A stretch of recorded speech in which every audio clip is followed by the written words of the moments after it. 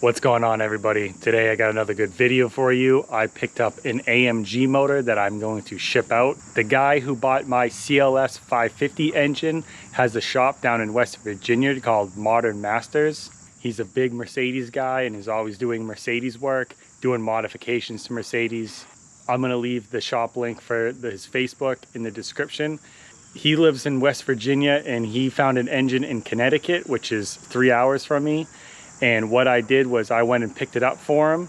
Now today I'm going to package it up, I'm going to crate it up, and then I'm going to ship it out to him. It'll save him the 20-hour road trip and all the gas that it would take to come pick it up from my house. So it's going to be easy to ship it down to him. So as you can see, this is the motor, E55 supercharged AMG. As far as I know, I think he said he was going to build a drag car for the shop. It's pretty big, it's very heavy, but it's going to be easy to ship this thing out. I have this on the crate already.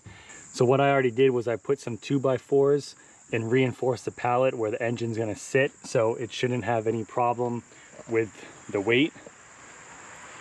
So now I'm going to cut some 2x4s. I'm going to frame around the engine so it doesn't move. It's a little wobbly right now. I'm going to brace it up, brace up the top so it doesn't move, and then I have a couple sheets of plywood and I'm going to cut up the plywood and make a box for it. After I have it crated and boxed up, I will take it to the shipping company and they will take it right off the trailer with their forklifts. That way I don't have to move it around or do anything else to it. As you can see, I have a lot of it braced up already. I put 2 blocks under each motor mount, one on each side, so if it tips, it's hitting that. I then put this underneath here. I put this against the front of the motor. All of these are all screwed down. I have on the rear, this is tight against the block. There's actually 2 bosses in there that the boards go into. And then these braces are all tied together around. I have each one pressing up against the exhaust manifolds because that's a nice strong point. You're not going to hurt anything. And then this thing does not wiggle at all anymore. Now what I'm going to do is I'm going to make a brace that comes up and then over.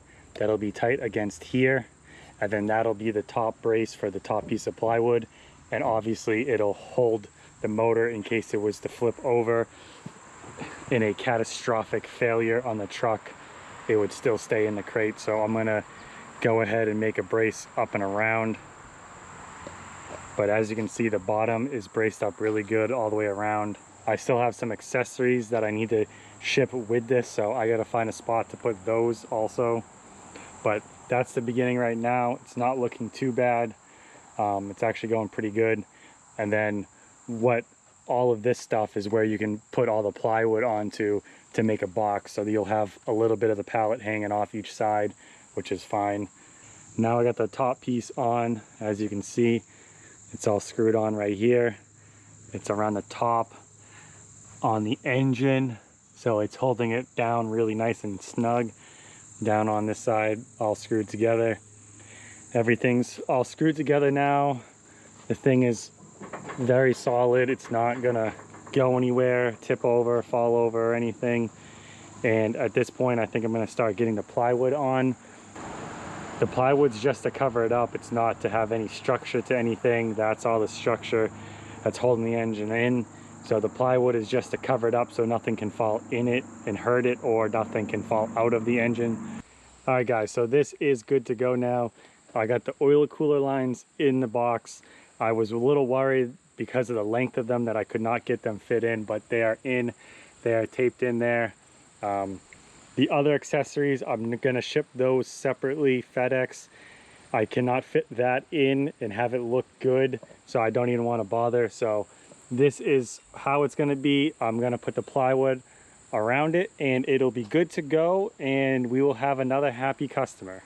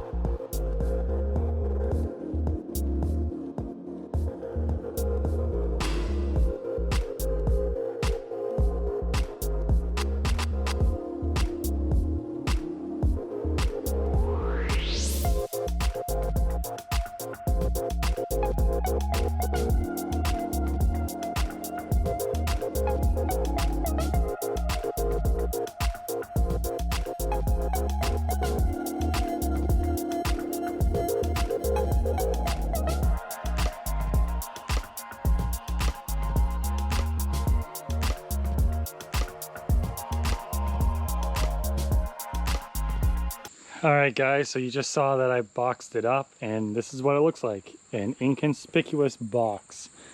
This way nobody knows what's in there. Nobody needs to know. There's an AMG engine in there, but nobody knows, so nobody can mess with anything. Now I'm gonna go measure it up. I'm gonna go upstairs into the office and put the measurements in to see how much it's gonna be to ship. When I first looked this up and I was guessing how big it was, it came out to about $139. It's actually a little bit smaller than what I first put in, so I'm gonna see what it is, and then I'm gonna get it strapped down and I'm going to get it shipped out today. Hopefully they're there and it's not a big deal. Last time I was there was nobody running the forklift and I had to wait a while, so hopefully today it's not that bad. It is a Friday. All right, guys, so as you can see, it's all strapped down. It's ready to go. I got my shipping label printed out and on the box. This is going from Massachusetts to West Virginia, and it's only $125, which I think is a really good deal.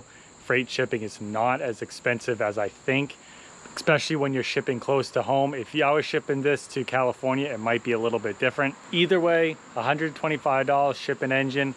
The accessories that I shipped FedEx is only $20, so if it's $145 to ship this, it's a lot cheaper than taking a road trip for 20 hours, and you'll spend more than that in just gas alone.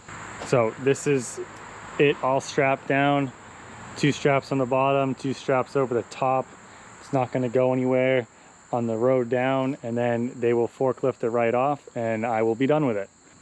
$125 to ship this. I think that's a really good deal. I don't think that's too bad at all. So if you guys have anything big like this, it might not be that expensive to ship. You might be surprised.